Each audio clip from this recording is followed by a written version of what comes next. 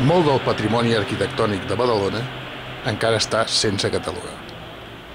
I és una vergonya que una de les peces cabdals de l'arquitectura secular catalana encara sigui una desconeguda dels habitants d'aquesta perla del Mediterrani. I no és altra que l'absis del carrer Sant Llorenç. S'ha de fer alguna cosa perquè els ciutadans sàpiguen on viuen, d'on venen i els carrers que estan trepitjant.